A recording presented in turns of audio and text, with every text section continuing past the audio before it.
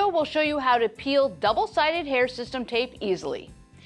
Peeling double-sided tape is easier than it seems. After you've cut the desired length of the tape of the roll, place it on the Hairsystem and hold it down firmly with your thumb, pressing onto the edge with one side.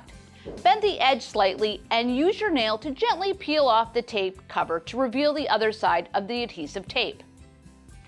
In case you have pre-cut double-sided tape, fold the tape in half and you will see a small section edged into the tape that needs to be peeled off, just like a band-aid.